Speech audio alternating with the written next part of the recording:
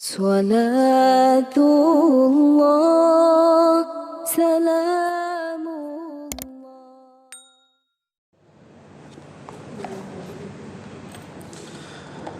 Bismillahirrahmanirrahim.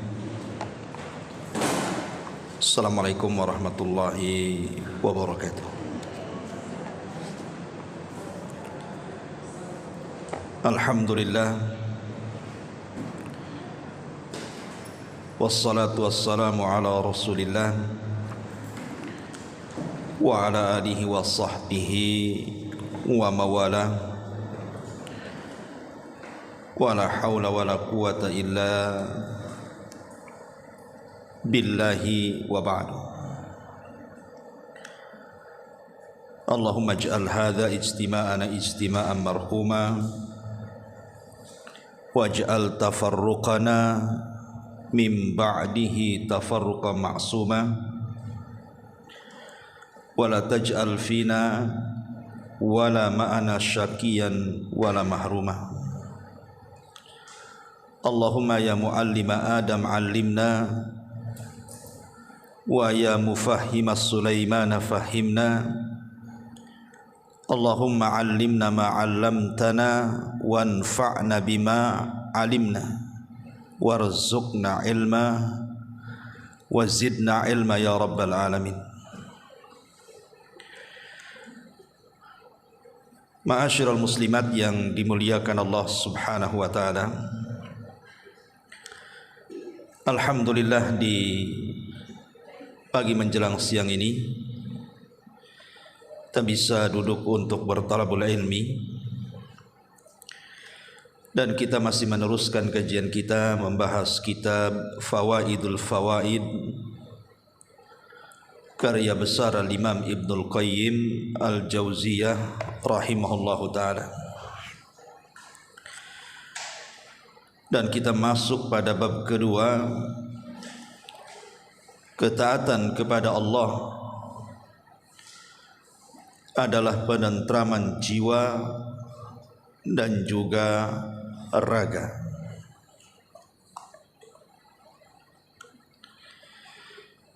Ma'asyiral muslimat yang dimuliakan Allah Subhanahu wa taala, artinya dalam bab ini kita bicara tentang hakikat asal daripada kebahagiaan, bahwa kunci kebahagiaan itu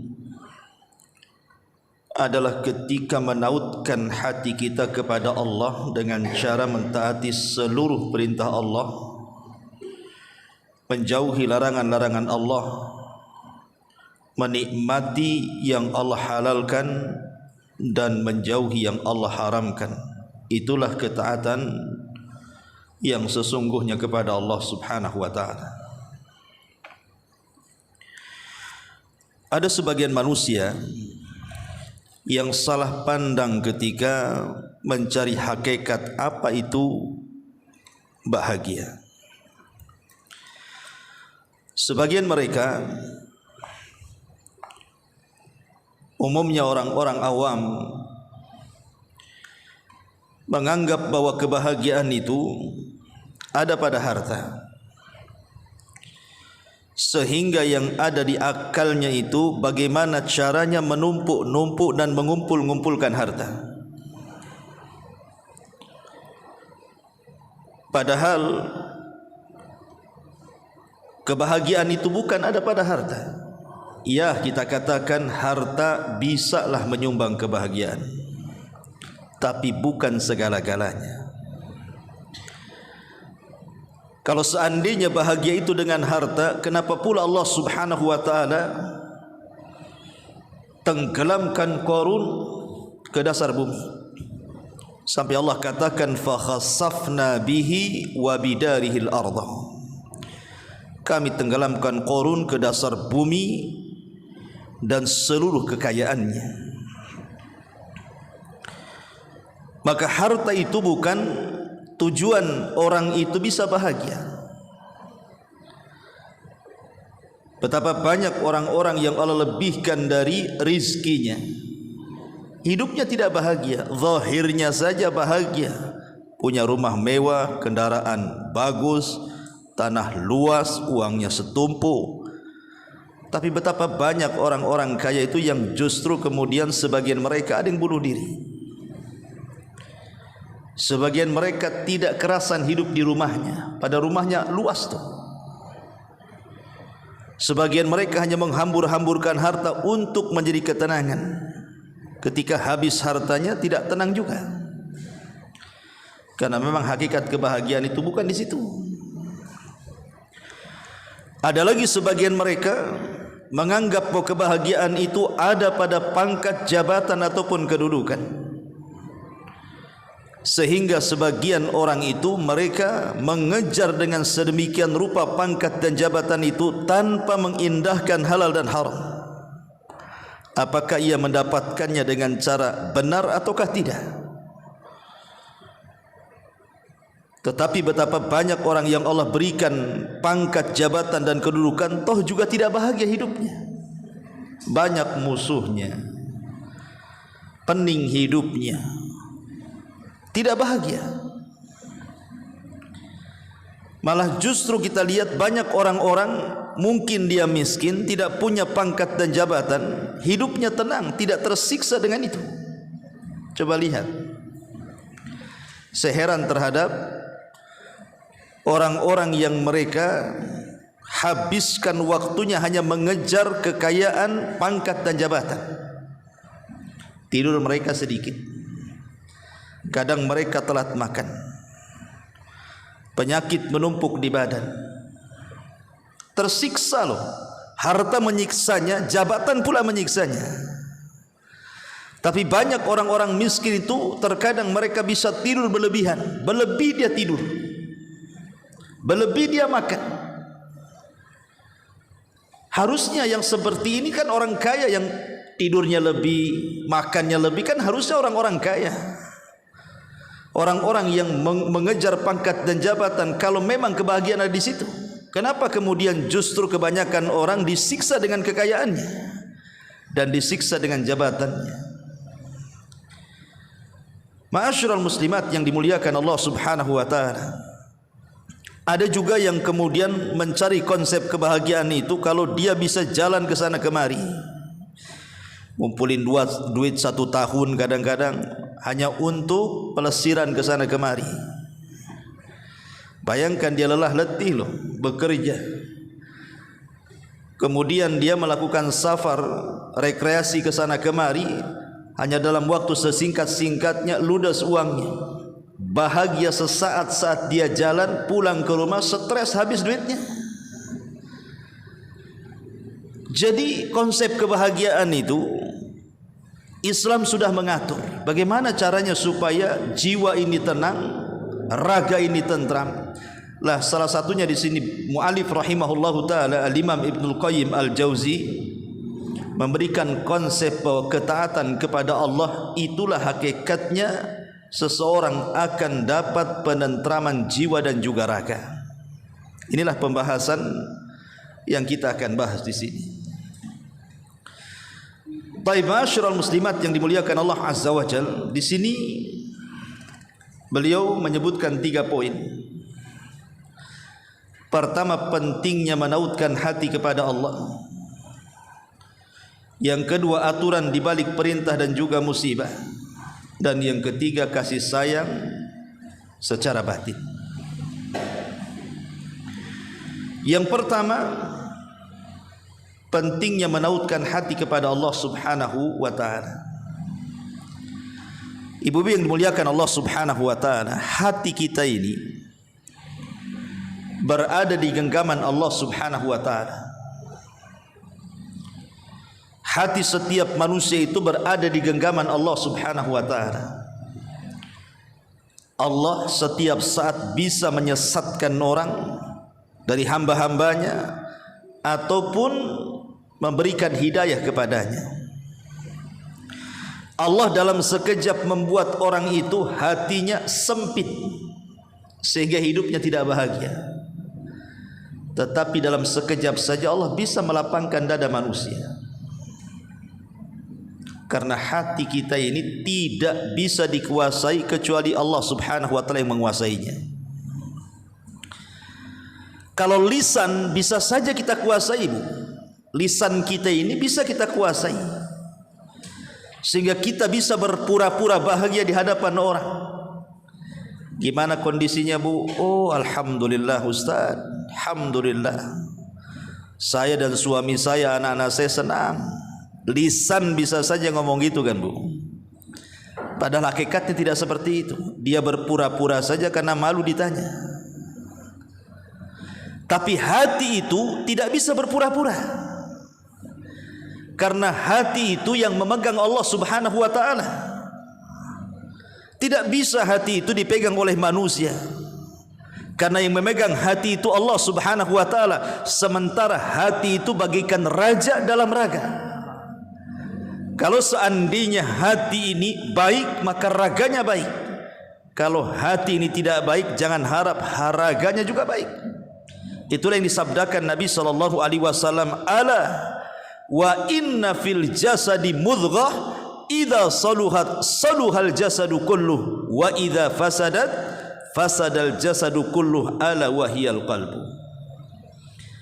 Ingatlah, dalam badan manusia itu ada segumpal daging. Kalau dia baik, baik semuanya. Kalau dia buruk, buruk semuanya. Kemudian Rasul mengatakan, ala wahiyal qalbu, itulah hati. Jadi yang menentukan bahagia dan tidaknya itu hati kita, Bu, bukan raga kita. Kalau hati kita ini sempit, rumah selapang-lapangnya itu tidak akan pernah kita lihat lapang. Makanya lihat, Bu, kalau ibu punya suami, kok suami nggak betah di rumah tuh, itu nggak bahagia itu hidupnya. Bentar-bentar pulang, bentar-bentar keluar, nggak biasa. Ada kecemasan dalam hidupnya. Kenapa? Karena hatinya sempit, ada masalah berarti dia. Sama juga dengan ibu-ibu, kalau hatinya sempit, ada masalah dengan suami, kayaknya ibu nggak betah di rumah tuh. Bagus main ke rumah kawan kan, Bu, ya, daripada kemudian di rumah kayak sekam api, kayak kebakar aja tuh. Ya, karena yang menjadikan sempit ataupun lapang rumah itu adalah dada kita. Kalau dada kita lapang, rumah sempit terasa lapang. Kalau dada kita sempit, terbalik, rumah lapang kok jadi sempit pula gitu. Nggak kerasan dalam rumah. Itulah hati kita yang menentukan sebenarnya. Bukan karena harta, bukan karena kekayaan, bukan pula karena jabatan. Tidak, kebahagiaan itu ada pada hati kita. Ma'asyiral muslimat yang dimuliakan Allah Subhanahu wa taala, di sini mu'allif rahimahullah mengatakan hikmah tauhid yang tersirat pada pembahasan sebelumnya adalah hati tidak akan tenang. Pembahasan sebelumnya bicara tentang ikhlas kan, berarti bicara tentang tauhid. Beliau mengatakan bahwa hati tidak akan tenang, tidak akan tentram, tidak akan damai kecuali dengan tersambung dan sampai kepada Allah Subhanahu wa taala. Lihat kata Imam Ibnul Qayyim rahimahullahu taala, bahwa hati tidak akan tenang, tentram dan damai kecuali kalau hati itu tersambung dengan Allah Azza wa Jalla. Seorang syekh bercerita, Bu, ada bos besar punya sebuah perusahaan. Hidupnya tidak tenang, entah kenapa. Padahal kekayaan di tangannya, rumah besar, mobil mewah, uang banyak, punya perusahaan, anak buahnya ratusan. Akhirnya kemudian dia memandang ke salah satu karyawannya, dari karyawan-karyawannya yang paling kecil gajinya. Boleh jadi mungkin office boy, tukang sapu gitu di perusahaannya itu.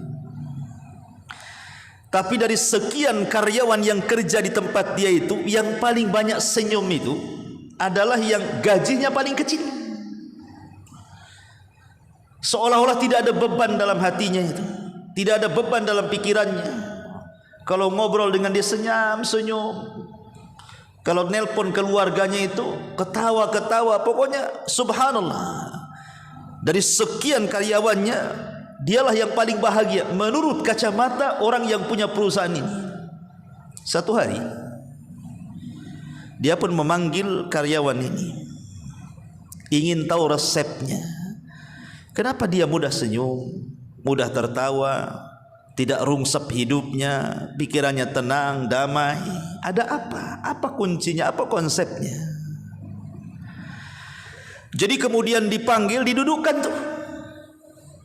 Nih karyawan yang paling rendah gajinya ketakutan, jangan-jangan mau dipecat pula nih.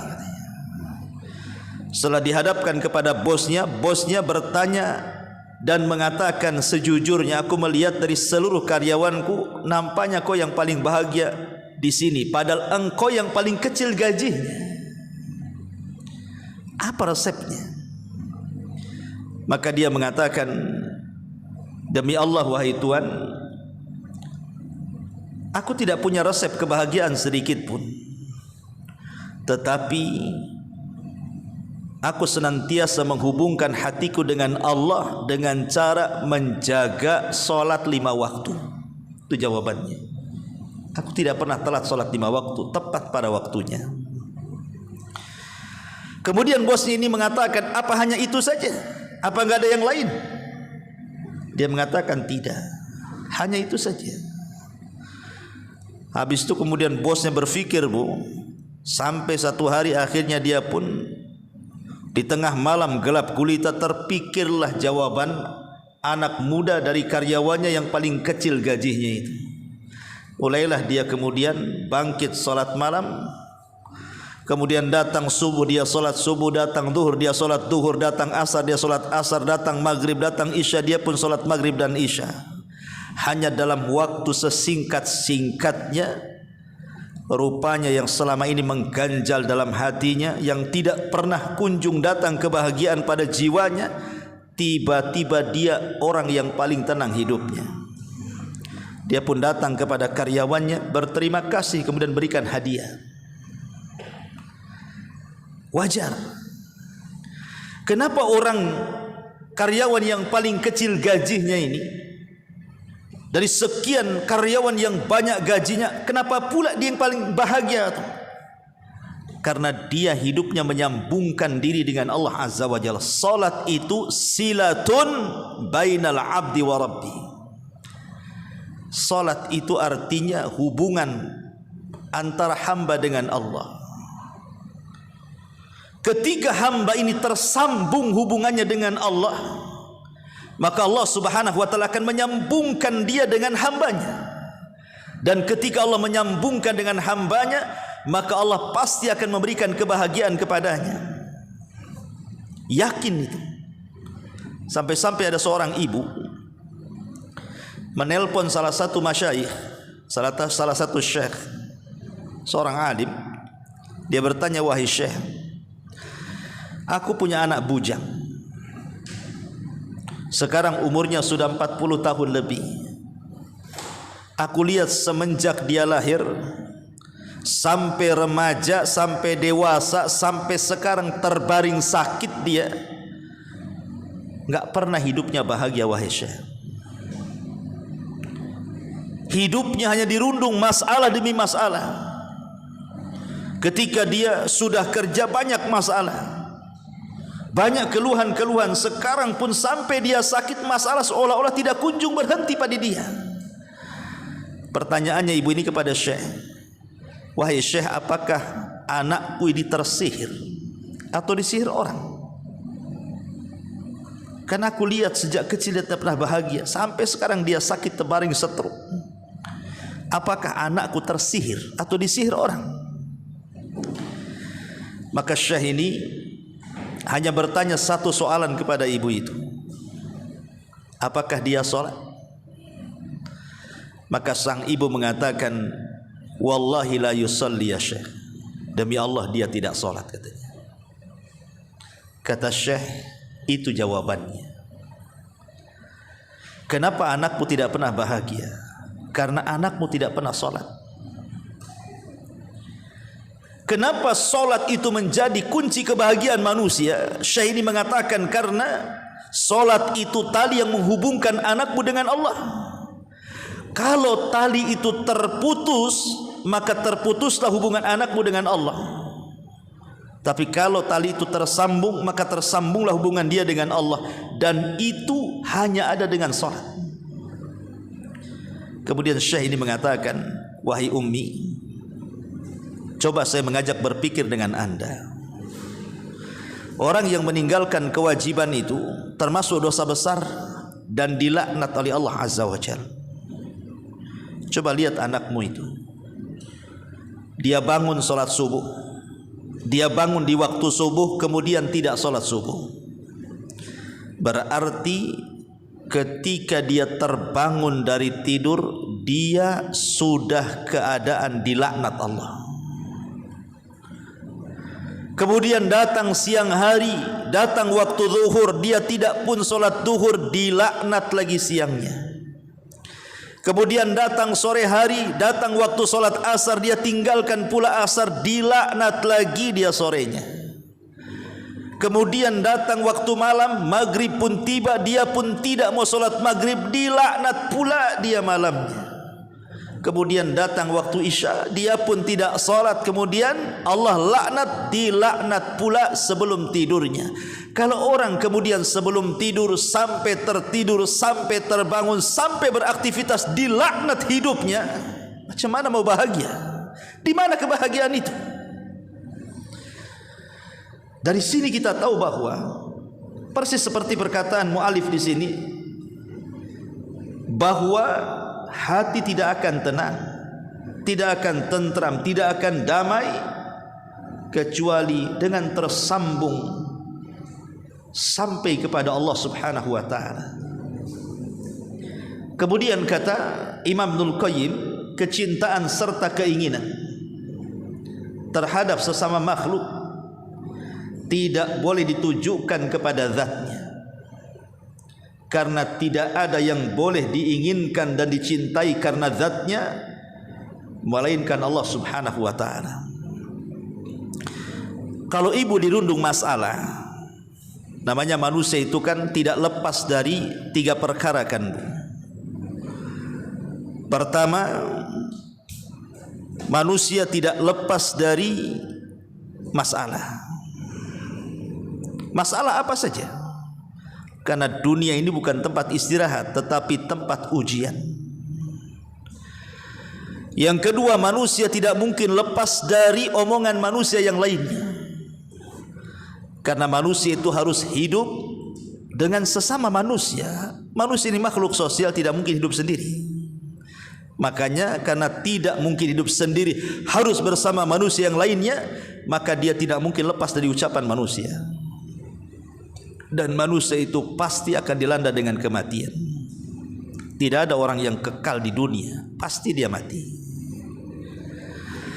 Artinya bahwa saya, ibu atau siapapun pasti akan dilanda dengan banyak masalah. Masalah satu belum kelar, datang masalah yang lainnya. Masalah yang lain belum kelar, datang pula masalah yang lainnya.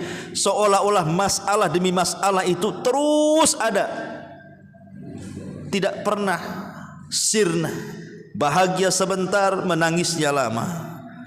Menangisnya kemudian sebentar, bahagia lagi, datang lagi masalah yang lainnya, menangis pula dia. Manusia seperti itu. Tetapi ada orang-orang yang akalnya tidak berfungsi. Kalau ada masalah, dia mengadukan masalahnya kepada manusia, seolah-olah manusia yang lain bisa menyelesaikan masalahnya. Salah. Kalau ada masalah, adukan masalah itu kepada Allah Subhanahu wa taala. Yang menciptakan masalah itu Allah, dan yang mengangkat juga Allah. Masalah itu kan datang dari Allah. Untuk apa Allah buat masalah gitu ya? Kan bisa saja Allah kasih kebahagiaan terus tanpa terbatas seperti di sorga gitu. Ya, karena kita bukan di sorga, kita di dunia. Allah hendak menguji kita, sehingga Allah memberikan berbagai macam masalah. Terkadang masalah itu bertumpuk-tumpuk. Allah hendak menguji kesabaran kita, menguji keimanan kita, menguji ketaatan kita.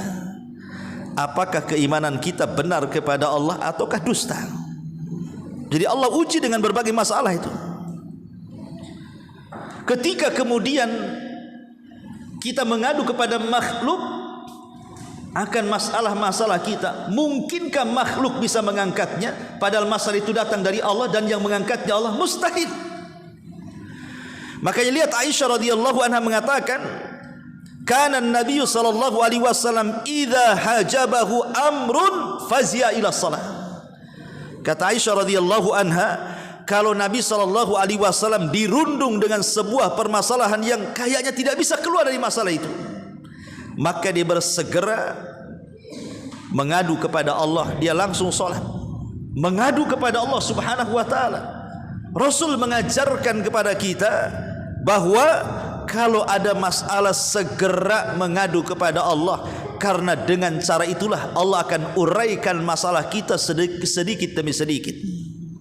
Makanya sering saya istilahkan, Bu, masalah sebesar apapun yang ibu hadapi, kalau Allah ikut campur tangan, pasti akan terurai sedikit demi sedikit masalah itu.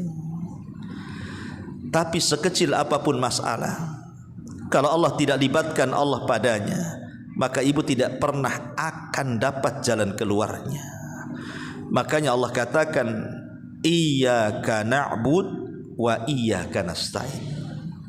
Hanya kepadamu ya Rabb kami beribadah, dan hanya kepadamu ya Rabb kami meminta pertolongan. Bukankah minta pertolongan itu bagian daripada ibadah? Kenapa ulah-ulang? Ya, karena ibadah itu tidak mungkin dilakukan kecuali karena pertolongan Allah. Ibu lo sampai di sini, naik mobil sebagiannya, naik motor sebagiannya, jalan kaki mungkin sebagiannya. Kalau bukan karena pertolongan Allah, nggak akan sampai kaki ibu di sini tuh. Semua karena Allah. Maka kalau ada masalah, mengadulah kepada Allah. Allah lah yang menciptakan kita, yang memberikan rezeki kepada kita, yang menguasai, menciptakan, mengatur, segala-galanya adalah Allah subhanahu wa ta'ala. Maka minta kepada zat yang berkuasa menyelesaikan masalah. Jangan meminta ke zat yang tidak mampu dia sendiri menyelesaikan masalahnya. Ya kan, Bu, ibu punya kawan, ibu mau curhat dengan kawan itu karena masalah ibu. Ibu tidak tahu kawan yang ibu curhati pun punya masalah tuh. Dia sendiri tidak bisa keluar dari masalah dia. Macam mana orang punya masalah meminta solusi kepada orang yang bermasalah? Ya tidak mungkin kelar-kelar masalahnya. Makanya di sini kata mu'alif rahimahullahu ta'ala, kecintaan serta keinginan terhadap sesama makhluk tidak boleh ditujukan kepada zatnya. Karena tidak ada yang boleh diinginkan dan dicintai karena zatnya melainkan Allah subhanahu wa ta'ala. Termasuk juga mencintai sesuatu. Terkadang ibu mencintai sesuatu berlebihan, mencintai suami berlebihan, mencintai harta berlebihan, mencintai anak berlebihan, sehingga lupa akan zat Allah subhanahu wa ta'ala. Kadang ada seorang istri itu saking cintanya kepada suami, apapun yang diperintahkan suami nurut saja dia. Mau taat, mau maksiat, hantam saja dia. Karena takut kalau seandainya tidak dituruti keinginan suami, diceraikan dia, takut pula dia cerai. Padahal jelas-jelas perintahnya itu maksiat kepada Allah Azza wa Jalla. Tidak boleh meletakkan ketaatan kepada makhluk dalam rangka bermaksiat kepada Khalik. Enggak boleh. Cinta kepada anak berlebihan, tahu anaknya masalah dengan anaknya orang lain, tahu anak kita yang salah, tetap saja kita nyalahkan anak orang. Kecintaan itu hanya boleh ditanam kepada Allah, tidak boleh kepada makhluk. Tidak boleh kita mencintai zat makhluk, itu tidak boleh. Kita mencintai makhluk itu mungkin karena orangnya saleh, orangnya baik, akhlaknya bagus, ketaatannya mantap, bukan kepada zatnya. Karena kecintaan kepada zat itu tidak boleh diberikan kecuali kepada Allah subhanahu wa ta'ala. Kemudian mu'alif rahimahullah mengatakan, dan segala sesuatu pasti akan berpulang kepada Allah. Mustahil apabila segala sesuatu berakhir kepada dua zat yang berbeda, sebagaimana mustahilnya penciptaan makhluk oleh dua zat yang berbeda. Sekarang seseorang kemudian menggabungkan dua kecintaan, satu cinta kepada Allah, sisi lain cinta pula kepada suami, cinta pula kepada anak, cinta pula kepada harta. Mustahil. Seseorang itu akan berpulang kepada kedua-duanya. Bukankah Allah yang mengatakan inna lillahi wa inna ilaihi rajiun? Kita semua datang dari Allah, akan kembali kepada Allah Azza wa Jalla. Kita harus yakin kita ini milik Allah, raga kita lah milik Allah. Makanya seorang tidak boleh memotong tangannya walaupun yang memotong dirinya sendiri, karena tangan itu bukan milik dia tapi milik Allah Subhanahu wa taala. Raga-raga kita lah milik Allah. Inna lillah, semua kita ini milik Allah. Wa inna ilaihi rajiun, dan akan kembali kepada Allah Subhanahu wa taala.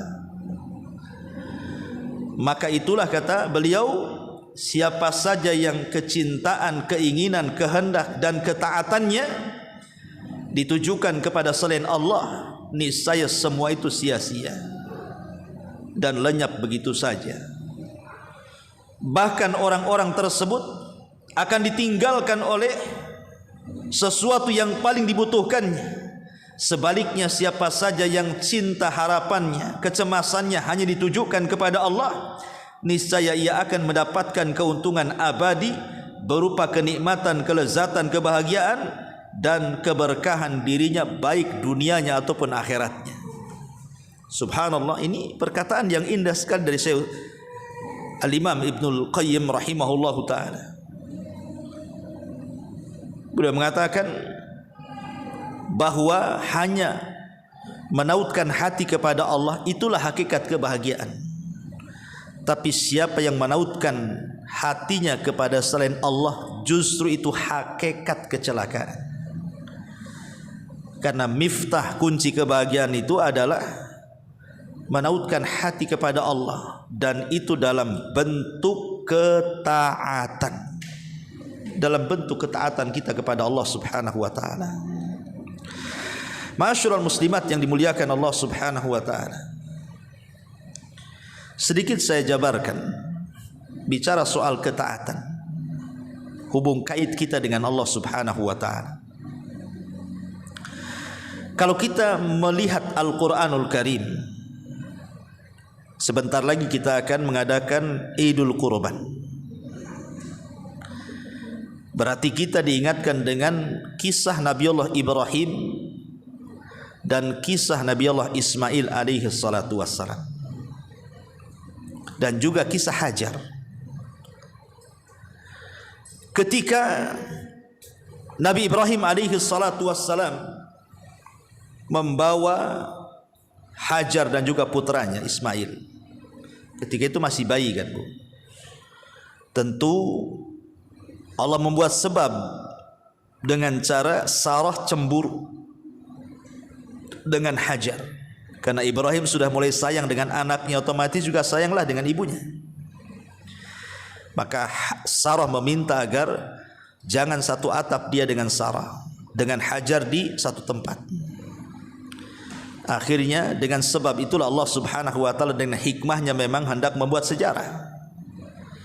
Ibrahim pun kemudian mencari tempat yang sudah diilhamkan Allah, diwahyukan Allah, bahwa dia harus mengarah dari Palestina ke sebuah tempat yang sangat kering kelontang, di sebuah lembah, tidak ada manusia, tidak ada hewan, tidak ada binatang, tidak ada tumbuh-tumbuhan, kosong, tidak ada siapapun di situ. Itulah yang kemudian menjadi cikal bakal kota Mekah yang sekarang. Berangkatlah Ibrahim ini dengan Hajar dan juga putranya Ismail yang masih bayi dari Palestina menuju Mekah Al-Mukarramah. Sampai di Mekah, kemudian Ibrahim alaihi salatu wassalam meletakkan Hajar dan Ismail kecil begitu saja di sebuah lembah, biwadin ghairi di zar'in inda baitikal muharram, kata Allah, di sebuah lembah yang tidak ada tanaman, kering kelontang, tidak ada pun manusia di situ. Hanya Hajar dan Ismail saja yang tinggal di situ. Kemudian tiba-tiba Allah memerintahkan untuk meletakkan Hajar dan Ismail di tempat yang menyeramkan, padang pasir, nggak ada orang. Kemudian setelah meletakkan Hajar dan Ismail, Ibrahim langsung pergi. Perginya pun dilarang untuk menengok ke belakang, seolah-olah nggak peduli dan seolah-olah hendak membuang. Tapi itu perintah Allah, ada hikmah di dalamnya. Lah Hajar ini mengajarkan kepada saya dan ibu-ibu dan siapapun yang mendengar kajian ini tentang keyakinan kepada Allah yang luar biasa, tawakal yang kuat. Ketika Hajar ini memanggil-manggil Ibrahim karena meninggalkannya, ya Ibrahim, aina tadhhab? Hei Ibrahim, Ibrahim, mau kemana kau pergi? Kenapa kau tinggalkan kami di sini? Tapi Ibrahim dilarang menjawab, melihat pun dilarang, langsung pergi begitu saja. Rupanya Hajar ini wanita cerdas. Dia yakin karena Ibrahim seorang nabi, tidak mungkin Ibrahim menyia-nyiakan dirinya, pasti ini adalah perintah Allah. Barulah dia sadar, Ibrahim itu seorang nabi, pasti ada perintah dari Allah. Sehingga Hajar kemudian bicara dengan Ibrahim dan mengatakan, ya Ibrahim, apakah ini perintah Allah? Kalau memang perintah Allah, kata Hajar, idzan lan yudayyi'an Allah. Kalau ini perintah Allah, saya yakin Allah tidak mungkin menyia-nyiakan saya di sini dan juga putramu wahai Ibrahim, pergi kau dari sini. Kalau memang ini perintah Allah. Lihat bagaimana Hajar mengajarkan keyakinan kuat kepada Allah, tawakal yang kuat kepada Allah, hubung kait hati dengan Allah Azza wa Jalla. Karena di balik perintah itu pasti ada maslahat yang besar. Asa an takrahu syai'an wa huwa khairul lakum. Boleh jadi yang kita anggap buruk itu baik pula lah bagi kita. Tidak semua yang buruk itu jelek bagi kita. Terkadang Allah Subhanahu wa taala sengaja menimpakan sebuah madarat, sebuah musibah, rupanya di ujungnya merupakan sebuah kebaikan yang luar biasa. Allah sudah menyiapkan sesuatu kepada kita. Bahkan tidak ada amalan atau surga itu tidak mungkin diraih dengan amalan kecuali dengan kesabaran. Ada surga-surga itu yang tidak bisa diraih dengan salat, puasa, zakat dan haji kecuali dengan kesabaran. Karena terlampau banyaknya musibah dia sabar, akhirnya dia pun sampai kepada derajat as-sabirin dan diberikan surga yang paling tinggi kelak di akhirat. Ada orang-orang seperti itu. Tapi pelajarannya di sini, bagaimana Hajar segera melaksanakan perintah Allah. Setelah tahu itu perintah Allah, maka dia tidak mempedulikan lagi Ibrahim. Padahal suasananya mencekam kan, Bu. Jangankan bicara Hajar, ibu saja, suami mau pergi kerja nih 1 bulan, kemudian gak dikasih uang 1 bulan, Bu. Gimana tuh perasaan ibu? Ini suami mau pergi pula 1 bulan, tak ninggalin uang pula di rumah kan? Apa gak stres duluan tuh? Tapi lihat Hajar ini, Ibrahim itu hanya memberikan beberapa butir kurma dan beberapa tetes air, hanya cukup sehari 2 hari saja. Ya bisa makan dan minum itu. Selebihnya dia harus makan apa loh di padang pasir, tandus kering kelontang. Apa yang mau dimakan pasir? Tidak mungkin makan pasir. Makanya kan kisah selanjutnya, akhirnya Hajar pun ketika melihat sudah habis makanannya, sudah habis minumannya, kemudian Ismail kecil menangis, dia pun lari sana, lari sini, lari ke Bukit Safa, lari ke Bukit Marwa. Subhanallah. Tapi keyakinan kuat itu akhirnya membawa kebahagiaan bagi Hajar dan putranya Ismail. Rupanya di tempat itu pula lah Allah Subhanahu wa taala membangun rumahnya yang mulia, Baitullah Al-Haram, Ibrahim dan juga Ismail. Kemudian kisah yang kedua, ketika Ibrahim alaihi salatu wassalam kemudian lama tidak berkunjung kepada Hajar. Ada yang mengatakan 13 tahun, ada yang mengatakan 15 tahun, Bu, tidak dikunjungi. Di zaman itu tidak ada handphone, Bu. Sekarang kan enak, suami ada di mana video call, tahu ada di mana kan itu. Zaman dulu mana ada video call, handphone jadul pun belum ada. Jadi sekian lamanya loh Ismail ataupun Hajar bertahan di tempat itu, sampai akhirnya ramai manusia dari suku Jurhum datang ke situ karena di situ ada air belakangan. Bagaimana kerinduan Ibrahim kepada Ismail luar biasa. 15 tahun tidak berjumpa. Berangkatlah Ibrahim dari Palestina menuju Makkah, ingin melihat anaknya. Karena ketika itu Ibrahim belum punya anak kecuali Ismail, Ishak belum lahir. Ketika hendak berjumpa dengan anaknya, Allah takdirkan Ibrahim pun tidur, kemudian dimimpikan dalam tidurnya bahwa dia menyembelih putranya. Mimpi seorang nabi itu wahyu. Kalau mimpi ibu ya wangsit namanya. Kalau mimpi seorang nabi wahyu. Sehingga namanya perintah itu kan harus segera dilaksanakan. Ketika berjumpa dengan Ismail, lagi senang-senangnya seorang ayah lah yang lama tak berjumpa dengan anaknya, dengan istrinya, tiba-tiba dipertemukan. Tahu-tahu Allah Subhanahu wa taala uji Ibrahim dengan cara disuruh membunuh anaknya dengan cara disembelih.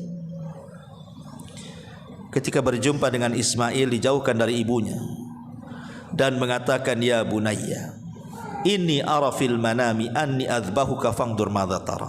Wahai anakku, semalam ayahmu bermimpi menyembelih dirimu, macam mana pendapatmu? Maka Ismail subhanallah mengajarkan bagaimana mubadaratu ala taatillah, bersegera melaksanakan perintah Allah, karena disitulah kunci kebahagiaan. Apa kata Ismail? Ya abatif al ma tu'mar satajiduni insyaallahu minas sabirin. Wahai ayahku, lakukan saja kalau memang ini perintah Allah. Lakukan saja kalau memang ini perintah Allah. Kan enak, Bu, kalau punya anak kayak gitu kan, Bu. Kata bapaknya A langsung A, kata bapaknya B langsung B. Coba punya anak, kata ibunya nak ke sana ke sini pula dia. Nak ke sini ke sana pula dia. Nak beli ini malah beli itu pula dia. Disuruh ke sana kemari tak mau pula dia. Gimana gitu. Lihat Ismail mengajarkan bagaimana jadi anak yang soleh nih kepada bapaknya. Ya, kalau memang ini sebuah perintah dari Allah, lakukan saja, enggak apa-apa. Kalau memang engkau redha wahai ayahku, aku pun redha. Engkau redha aku disembelih, aku pun redha untuk disembelih. Allah pun redha bahwa ini perintah dari Dia. Satajiduni insyaallahu minas sabirin. Engkau akan dapati kalau Allah berkehendak, pasti aku menjadi anak yang sabar. Lihat bagaimana Ismail mengajarkan kepada kita bahwa kita disuruh untuk segera melaksanakan ketaatan, karena itulah penentram jiwa, itulah yang menenangkan raga kita. Tetapi sebaliknya, justru maksiat kepada Allah Subhanahu wa taala itulah yang akan mengotori jiwa, dan maksiat itu pula yang akan menghilangkan penentraman jiwa dan raga. Orang maksiat itu tidak pernah bahagia ibu hidupnya, Bu. Enggak akan bahagia orang maksiat. Sebanyak apapun uang dia, sebanyak apapun harta dia, kalau digunakan untuk maksiat itu enggak akan bahagia itu hidupnya. Lihat orang-orang yang tidak sholat saja, mana bahagia itu hidupnya? Stres hidupnya. Lihat orang-orang yang mereka habiskan gitu ya, di diskotik, di tempat-tempat maksiat itu, dia kira ketenangan ada di situ. Ya, karena setan datang menghiasi seolah-olah dia tenang di tempat itu. Setelah dia keluar dari tempat itu, stres datang. Karena itu bukan tempat kebahagiaan. Tapi lihat orang-orang yang ada di masjid, yang membaca Al-Quran, yang berada di majlis-majlis zikir, yang berada di majlis-majlis thalabul ilmi, yang berada di tempat-tempat yang indah dari tempat-tempat ibadah, hidupnya tenang. Nengoknya mereka itu kayak senyum-senyum, nggak ada beban hidupnya. Ya, karena baca Quran itu ketenangan. Ala bi dzikrillahi tatmainnul qulub. Ingatlah dengan zikir kepada Allah. Membaca Quran, belajar, duduk di majelis taklim, itulah yang hakikatnya menenangkan jiwa, kata Allah. Faman a'rada an dzikri fa inna lahu ma'isyatan dhanka. Siapa yang berpaling dari mengingat diriku, kata Allah, maka aku akan berikan kehidupan yang sempit. Allah yang mengatakan seperti itu. Orang yang berpaling dari salat, orang berpaling dari puasa, orang yang berpaling dari zakat, dari haji, dari ibadah-ibadah, pasti sempit hatinya. Allah yang akan menyempitkan hatinya. Tapi sebaliknya, orang-orang yang mereka lebih dekat dengan Allah, taat dengan Allah, Allah akan berikan kelapangan pada hatinya, sehingga hidupnya akan bahagia. Makanya ahli maksiat itu berbeda wajahnya dengan ahli taat. Kalau ahli taat itu tengok ada cahaya di wajahnya. Ahli maksiat itu seganteng apapun hitam tuh, nampak gelap, tidak bahagia, kusut, ya. Karena sekali lagi kunci kebahagiaan itu ada pada Allah, dan itu dengan cara mengaitkan hati kita kepada Allah Subhanahu wa taala. Ini yang pertama. Yang kedua, aturan di balik perintah dan musibah. Kata Imam Ibnul Qayyim rahimahullahu taala, seorang hamba tidak akan terlepas dari perintah dan tidak pula terlepas dari musibah. Ia memerlukan, bahkan sangat memerlukan pertolongan Allah, baik ketika dia menerima perintah ataupun ketika dia mendapatkan musibah.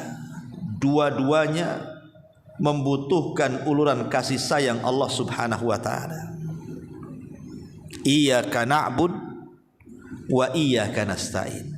Hanya kepadamu ya Rabb kami beribadah, dan hanya kepadamu ya Rabb kami meminta pertolongan Allah. Tadi saya sudah singgung, ibu kalau tidak ditolong Allah, tidak mungkin kaki ibu sampai di masjid sini. Bahkan mungkin yang tidak haid, tidak berhalangan, sampai pun solat subuh tadi pagi, ibu tidak mungkin mampu melaksanakan solat subuh kecuali karena pertolongan Allah. Coba lihat, berapa banyak orang-orang yang Allah berikan waktu luang dan Allah berikan kesehatan. Berapa banyak? Ramai kan Bu, orang yang sehat badannya, waktunya juga luang. Pertanyaannya, berapa banyak orang yang datang sholat subuh ke masjid dari bapak-bapak laki-laki itu? Rupanya yang sholat ke masjid itu cuma satu saf, kadang-kadang nggak sampai pun satu saf. Padahal kalau satu kampung datang ke masjid itu tidak muat tuh masjid itu. Kenapa kaki mereka kok seolah-olah dirantai, tidak bisa datang ke masjid? Kenapa? Karena tidak ada pertolongan Allah. Coba ibu sekarang, tadi kan kesini kan hujan lebat kan Bu, lebat selebat-lebatnya kan, hampir satu kota Batam. Tapi Allah berikan pertolongan kepada ibu sampai juga ke sini. Sampai juga ke sini kan. Lah ibu sampai ke sini karena siapa kalau bukan karena Allah? Banyak orang yang banyak alasan kan, kenapa nggak datang? Hujan. Emang hujan membunuh dia? Ya. Padahal ada kendaraan juga dia, tidak datang juga kan? Berarti ibu datang ke sini tuh karena pertolongan Allah. Yang tidak datang boleh jadi mungkin Allah tidak tolong dia. Jadi kita bisa melakukan ibadah mulai daripada kita bisa sholat, kita bisa puasa, kita bisa haji, bisa umrah, bisa zakat, bisa apapun dari ibadah itu. Tidak mungkin kecuali karena Allah yang tolong. Dan itu dalam bentuk hidayah. Karena tidak mungkin orang itu ngaji kalau tidak dapat hidayah. Orang itu tidak mungkin sholat kalau tidak dapat hidayah. Orang itu tidak mungkin bangun tengah malam kemudian tahajud kecuali dia dapat hidayah. Tidak mungkin orang menyantuni fuqara wal masakin kecuali dia dapat hidayah.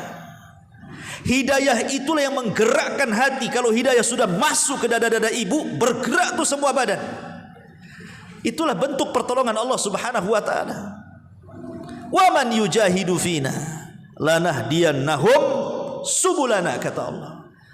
Siapapun yang berusaha untuk sungguh-sungguh melakukan kebaikan, maka Allah akan titipkan hidayah kepada hatinya. Dan kalau hidayah sudah masuk ke dalam hatinya, Bu, maka itulah yang menggerakkan ibu untuk melakukan segala hal dari kebaikan. Jadi melaksanakan perintah pun tidak bisa ibu lakukan kecuali karena pertolongan Allah. Begitupun ketika menghadapi musibah. Betapa banyak orang yang hatinya jauh dari Allah. Mereka tidak sanggup menghadapi musibah. Mereka enggak yakin dengan Allah. Betapa banyak orang-orang yang bunuh diri. Rupanya alasannya apa? Faktor ekonomi. Sampai-sampai ada satu kisah, itu satu keluarga, Bu, seorang ibu meracuni dirinya sendiri dan meracuni anak-anaknya sampai kepada anak bayinya diracun juga. Mati sama-sama satu rumah. Ibunya dan 3 anaknya termasuk yang bayi itu dibunuh oleh ibunya. Kemudian setelah itu ibunya bunuh diri minum racun juga. Rupanya dia meletakkan satu surat yang ditulisnya. Rupanya isinya karena faktor kemiskinan, faktor ekonomi. Dia tidak sanggup menghadapi kehidupan. Dia tidak yakin bahwa yang memberikan rizki dia Allah, dan yang memberikan rizki kepada anak-anaknya Allah.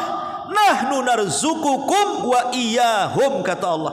Kami loh yang kasih rizki kalian, dan kami yang kasih rizki anak-anak kalian. Kenapa enggak yakin dengan itu coba? Kenapa enggak yakin? Karena dia sendiri tidak melaksanakan perintah Allah, sehingga ketika tidak kuat imannya, ketika mendapatkan musibah, dia pun menjadi orang yang sangat putus asa dengan musibahnya. Berawal meremehkan perintah Allah, berakhir dengan putus asa dari musibah yang Allah berikan kepadanya. Ma'asyiral muslimat yang dimuliakan Allah Azza wa Jalla, baik melaksanakan perintah atau menghadapi musibah, itu tidak lepas daripada pertolongan Allah. Minta kepada Allah, minta kepada Allah pertolongannya. Sebab orang itu menghadapi musibah, Bu, kan ada macam-macam. Sudah saya jelaskan. Orang ketika menghadapi musibah itu, ada orang yang Masya Allah, dia bisa menggabungkan 3 kata: ikhlas, kemudian redha, kemudian syukur. Ketika dapat musibah, dia bisa menggabungkan 3 kata. Hatinya ikhlas, lisannya redha, tidak mencela siapapun, tidak pula mencela Allah, dan dia bisa bersyukur dan mengucapkan alhamdulillah karena nikmat Allah masih ada yang lainnya, walaupun yang lainnya sudah tidak ada. Maka ini setinggi-tingginya derajat orang menghadapi musibah. Bisa ikhlas hatinya, bisa ridha lisannya, dan bisa mengucapkan alhamdulillah. Maksud alhamdulillah itu apa di sini, Ustaz? Maksudnya mengucapkan alhamdulillah itu dia bisa bersyukur di tengah-tengah musibah yang menimpanya. Pamannya ibu, Allah takdirkan kena musibah, suaminya meninggal, jangan ibulah, yang lain, atau anaknya meninggal, atau hartanya atau berangkasnya kena kecurian orang, atau rumahnya kebakaran. Tapi ibu tenang-tenang saja. Bu, suamimu meninggal, alhamdulillah, katanya. Kira-kira jawaban orang apa? Sinting orang ini, katanya. Masa suaminya meninggal dibilang alhamdulillah? Ya. Bu, anaknya meninggal, alhamdulillah, kata ibu. Bu, itulah rumahnya kebakaran loh, Bu, alhamdulillah. Ibu ini boleh dibawa ke psikiater atau ke rumah sakit jiwa kayaknya. Bukan itu yang ingin saya katakan. Kalau ibu bisa melakukan seperti itu, Bu, ibu ikhlas, ibu redha, ibu bisa mengucapkan alhamdulillah. Bukan alhamdulillah karena musibahnya, tapi mengucapkan alhamdulillah karena ada nikmat Allah yang tersisa padanya. Bu, rumah ibu kebakaran, alhamdulillah. Itu kan 1, rumah saya kan 10, masih ada 9 lagi, gitu maksudnya ya. Bu, rumah ibu kebakaran, tidak apa-apa, kos-kosan masih banyak, nanti saya bangun lagi kok. Itu maksudnya. Anak ibu mati, alhamdulillah. Anak saya kan 12, kalau 1 mati masih ada ke-11, masih bisa main sepak bola kan. Artinya bersyukur kepada yang tersisa, bersyukur kepada yang tersisa. Iya, kalau masih anak banyak, Ustadz, harta banyak, suami meninggal, ini macam mana pula? Suami cuma 1, masa alhamdulillah enggak apa-apa, suami saya 2, ketahuan jadinya kan. Itu ya Bu. Maksudnya enggak apa-apa suami saya meninggal, insya Allah kalau Allah takdirkan masuk surga nanti juga ketemu kok. Gitu jawabannya. Ya, ya nenang-nenangkan hati lah. Cemana lagi? Ya nggak apa-apa, nyari lagi katanya. Taib. Ini yang pertama. Yang kedua, ada orang yang bisa menggabungkan 2 kata. Ini di bawahnya, ikhlas dan redha, tapi belum bisa mengucapkan alhamdulillah, tapi sudah bagus. Dia ikhlas hatinya, toh inna lillahi wa inna ilaihi rajiun. Semua kekayaan datang dari Allah kok. Rumah terbakar, rumah ini milik Allah. Anak meninggal, oh anak saya juga milik Allah. Suami saya meninggal, nggak apa-apa, itu semua milik Allah dan akan kembali kepada Allah. Kemudian lisannya redha, tidak tersakhut, tidak mencela Allah. Karena ada orang-orang itu yang ketika diuji Allah, Allah pula jadi sasaran dia, kemudian disalahkan pula Allah Subhanahu wa taala, dan ia jadikan seolah-olah musibah itu sebagai azab. Nah, ini enggak redha namanya. Ketika dia tidak bisa menjadikan musibah adalah musibah dan dia sangka musibah azab dari Allah, akhirnya asik Allah saja disalahkan dia. Tapi ada orang-orang yang ikhlas, tapi lisannya subhanallah dia berusaha diam untuk menunjukkan keridhaan dia. Ya sudahlah, semua datang dari Allah. Kalau Allah mau ngambil ya silahkan. Anak saya milik Allah, ya sudah terserah Allah. Mungkin ada tujuan yang kita tidak tahu.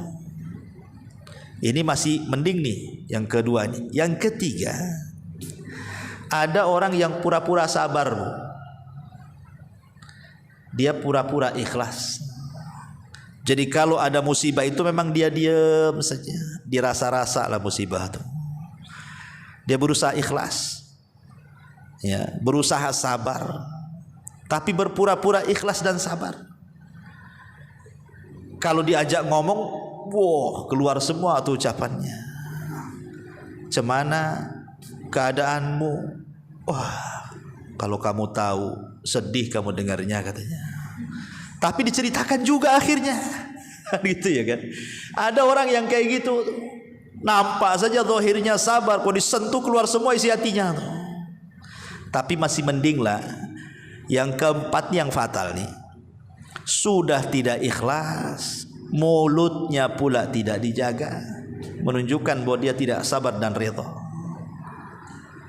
Ketika kena musibah, anaknya kena musibah, usahanya kena musibah, kesehatannya kena musibah, mulai lisannya mengkritik Allah, mulai lisannya mencela Allah, mulai kemudian musibah dianggap azab bagi dia.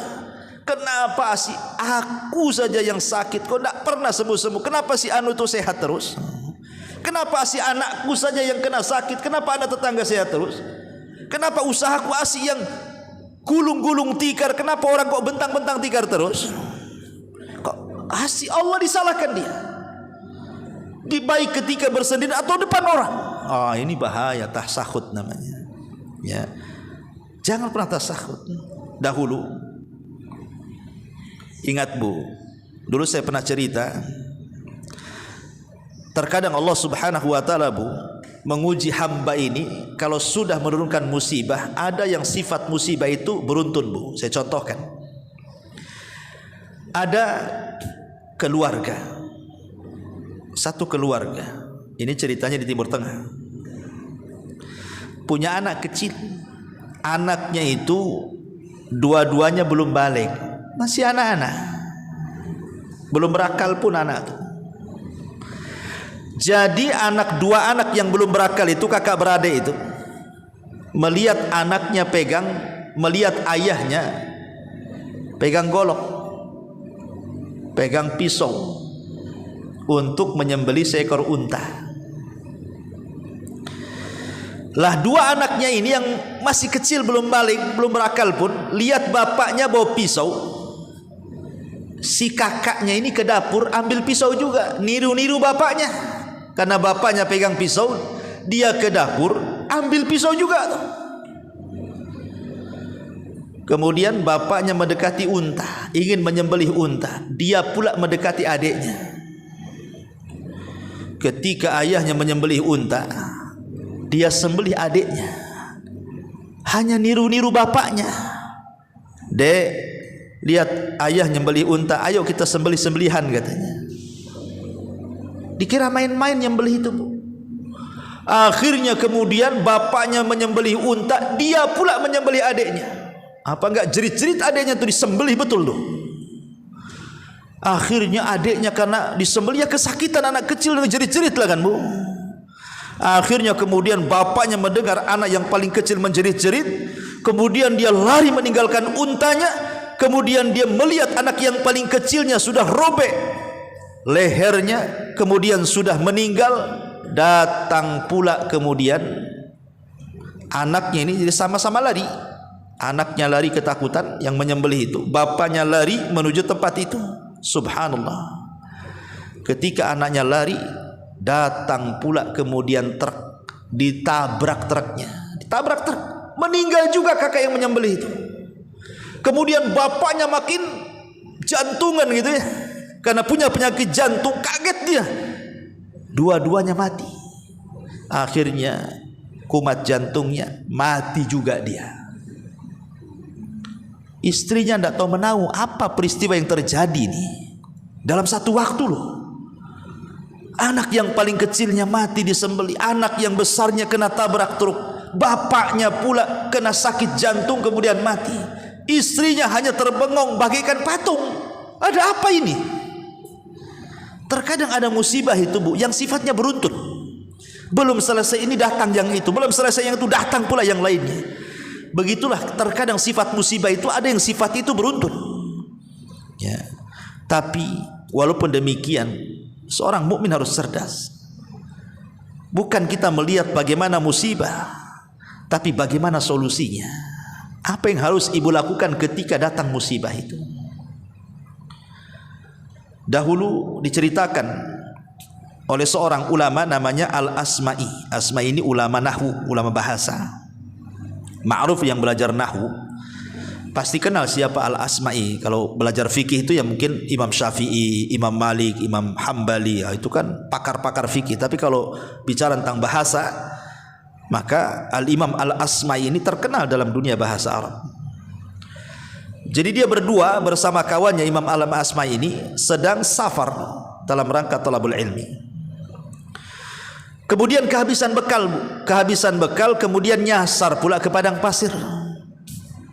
Habis bekalnya, habis minumnya, bisa saja orang mati di tengah padang pasir Bu, karena di tengah padang pasir mau nyari apa di situ? Makan tak ada, minum tak ada. Ketika sudah putus asa Al-Asma'i ini, wah matilah sudah di padang pasir. Dari kejauhan dia melihat ada tenda. Alhamdulillah. Didekati tenda itu rupanya di situ ada wanita yang sudah tua. Dan di sekelilingnya ada kambing-kambing, ternak kambing. Jadi Al-Asma ini datang kepada ibu tersebut, Assalamualaikum. Maka ibu itu mengatakan, Waalaikumsalam. Man, siapa? Kata Al-Asma, saya Al-Asma, seorang talabul ilmi. Maaf saya tadi tersesat sampai ke sini dan saya kehabisan bekal, kehabisan minum, kehabisan makan. Bisa enggak kau jamu diriku wahai ibu? Kata ibunya, "Ya nak, tunggu." Rupanya ibu ini orang baik. Kata ibunya, "Ya nak, tunggu. Anakku lagi pergi. Nanti kalau datang anakku, maka aku akan suruh menyembelih seekor kambing. Nanti ku akan makan kambing di sini. Kamu tunggu ya, sebentar lagi anakku datang," katanya. Setelah beberapa waktu dari kejauhan, rupanya ada 2 unta. Masalahnya, yang satu unta ditunggangi, yang satu pula unta itu tak ditunggangi.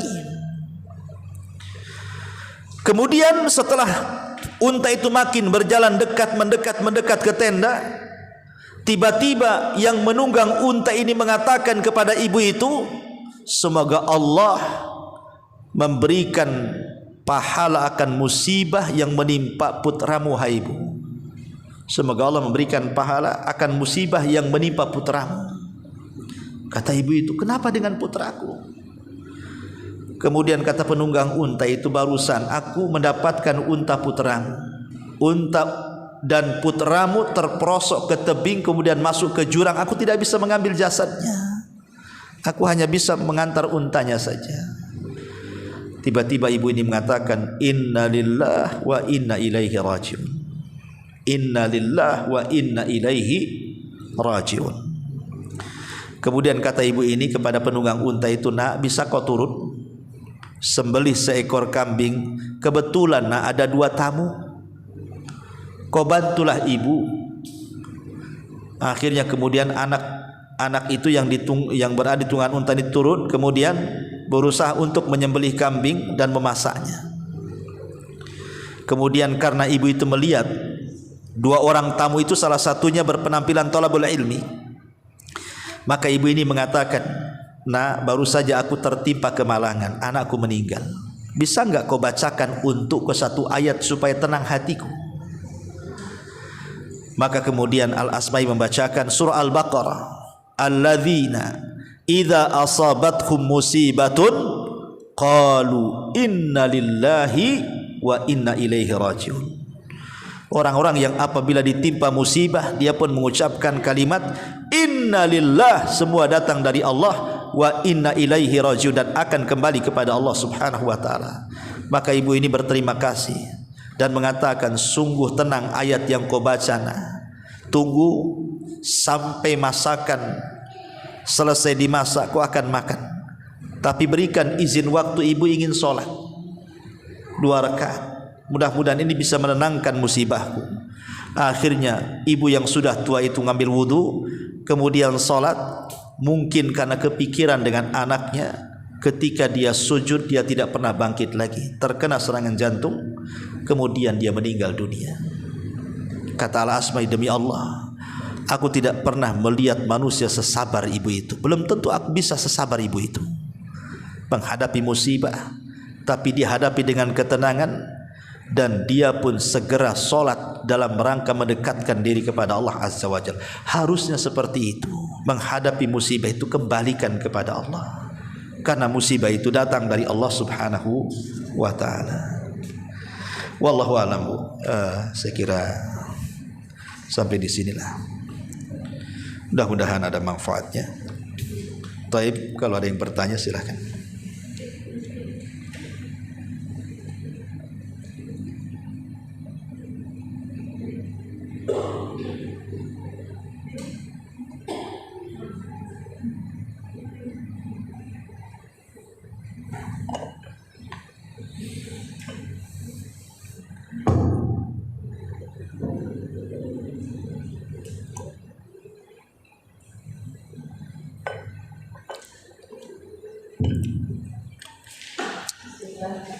Iya. Bertanya masalah pertolongan Allah dalam bentuk hidayah. Iya. Nah, kebetulan yang terjadi dari diri sendiri, misalnya, Iya. ternyata kita udah diberi kemudahan datang ke majelis ilmu, kemudian melakukan ibadah-ibadah mungkin lebih baik gitu. Nah, tapi pada saat kita mencoba untuk sholat malam, kemudian mencoba untuk berpuasa Senin Kamis, nah itu tuh kayaknya tuh berat sekali. Nah, apakah hidayah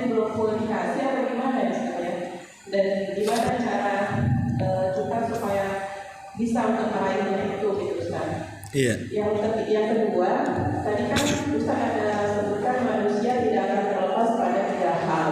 Yang pertama, manusia tidak lepas dari masalah karena dunia tempat ujian. Yang kedua, manusia tidak terlepas dari ucapan atau gangguan manusia. Yang ketiga tadi kayaknya belum disebutkan Ustaz. Sudah, ibu aja yang nggak dengar. Oh, mungkin saya ketinggalan Ustaz. Iya. Dijelaskan kembali Ustaz. Siap. Iya. Ya, alhamdulillah. Abdul Aziz ibn Abi Ruwad rahimahullahu taala seorang ahli ibadah. Ibadahnya rajin sak rajin-rajinnya.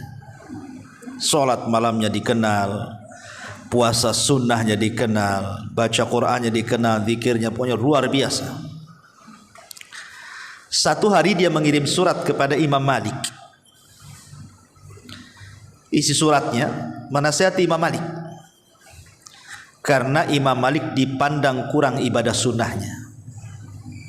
Tidak seperti dia yang rajin sholat malamnya, rajin puasanya. Karena Imam Malik itu disibukkan mengajarkan hadis Nabi SAW di Masjid Nabawi. Kemudian dalam isi suratnya, wahai Imam, kalau engkau bisa menggabungkan antara ilmu dan ibadah, sempurnalah keimamanmu, katanya. Jadi dia mengkritik Imam Malik karena kurang ibadah sunnahnya. Tapi jawaban Imam Malik mengatakan, bukankah Allah telah membagi-bagi rizki manusia, termasuk juga Allah sudah membagi-bagi amalan manusia. Ada orang yang rajin sholat sunnahnya, suruh puasa pula dia tak bisa. Ada orang yang sanggup dia puasa nahan lapar dari pagi sampai sore, suruh tahajud pula tak bisa bangun.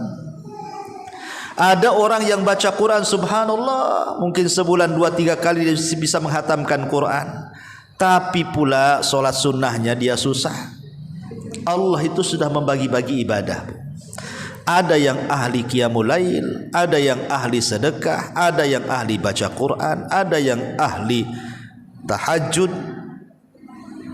Tidak mungkin orang itu semua ahli. Pasti ada salah satu dari seluruh ibadah itu, mungkin ibu paling ahlinya di situ.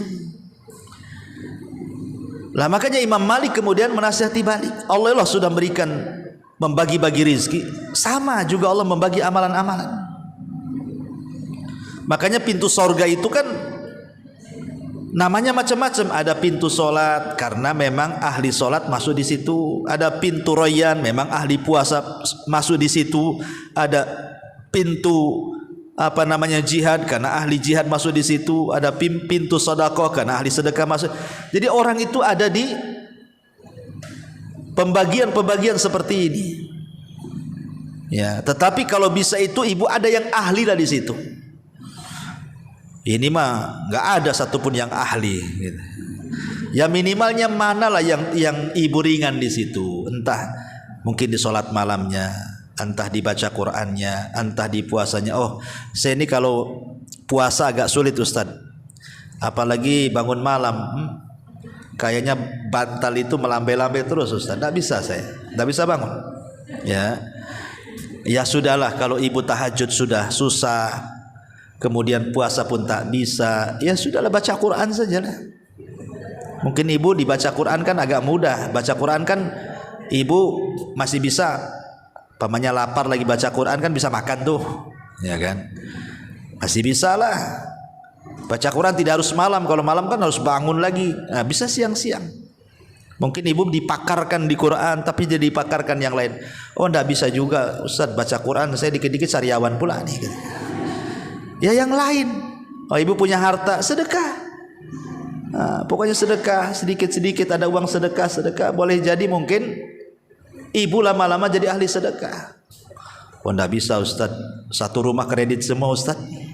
Saya harus mulanya si utang-utang ini, si pringbait belum lunas, kulkas pula sudah ngambil, kulkas belum lunas, ini pula belum, motor ini itu macam-macam. Kayaknya satu rumah itu kredit semua tuh. Ya sudahlah, kalau memang tidak bisa sedekah, cari ibadah yang lain.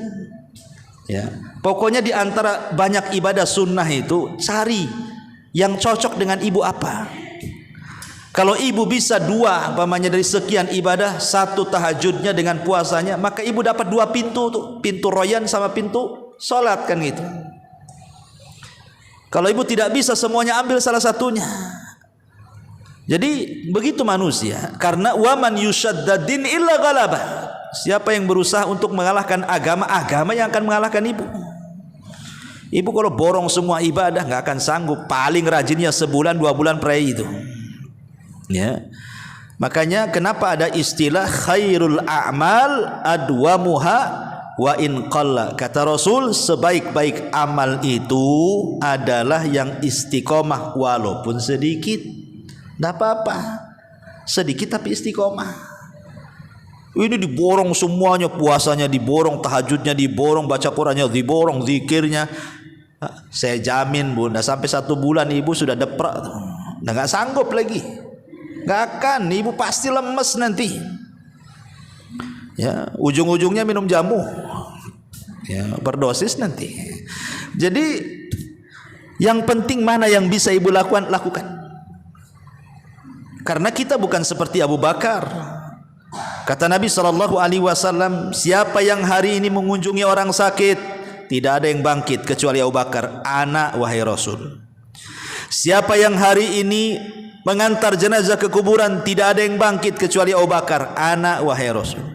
Siapa yang hari ini berpuasa, tidak ada yang bangkit kecuali Abu Bakar. Ana ya Rasulullah. Siapa yang hari ini memberi makan fuqara wal masakin, tidak ada yang bangkit kecuali Abu Bakar. Ana ya Rasul. Kata Rasul, tidaklah 4 perkara terkumpul dalam 1 hari illa wajabat lahul jannah, kecuali orang itu dipastikan masuk surga.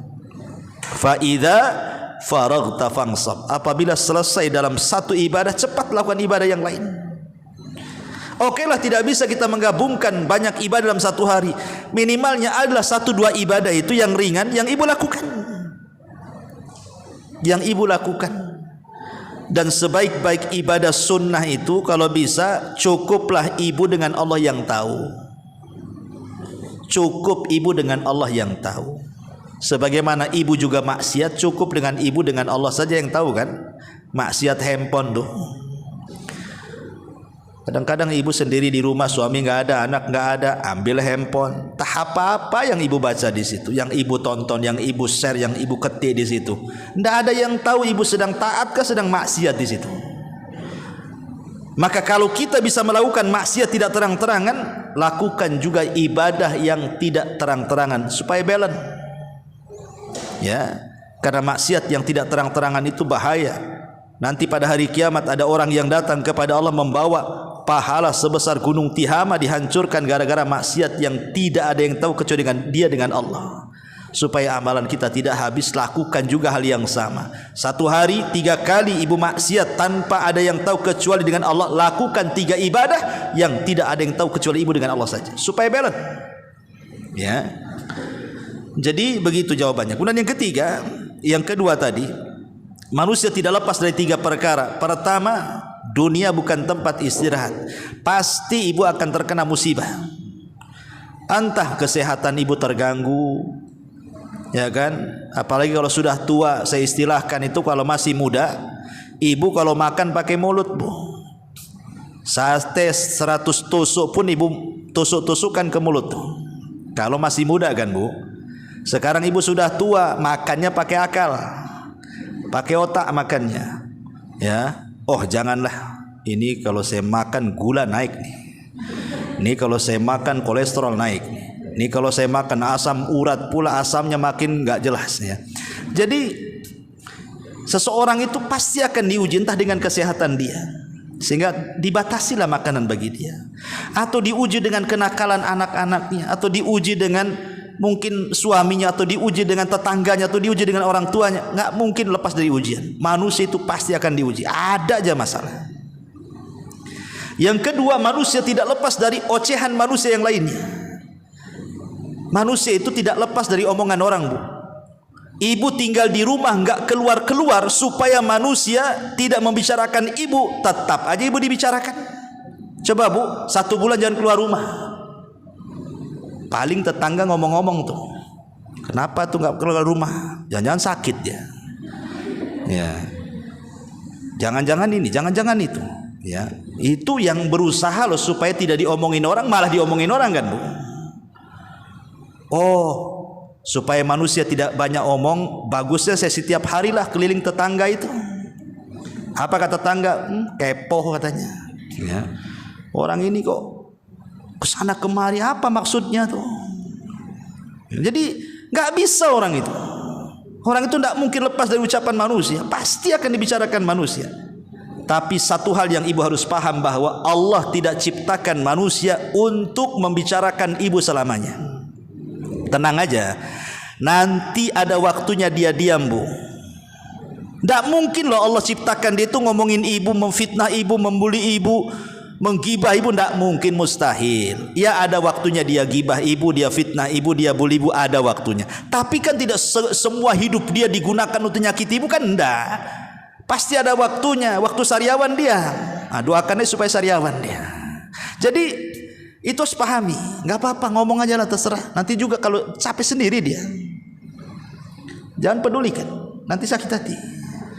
Kemudian yang ketiga, manusia pasti disentuh dengan kematian. Ini tiga hal yang pasti. Pasti disentuh musibah, pasti disentuh ucapan orang, dan pasti disentuh kematian. Karena kita disentuh kematian, persiapkan. Dan sebaik-baik persiapanlah taqwallahi azza wajalla. Cukup sampai di sini. Subhanaka wa bihamdika asyhadu an la ilaha illa anta astaghfiruka wa atubu ilaik. Allahu ta'ala alam. Assalamualaikum warahmatullahi wabarakatuh.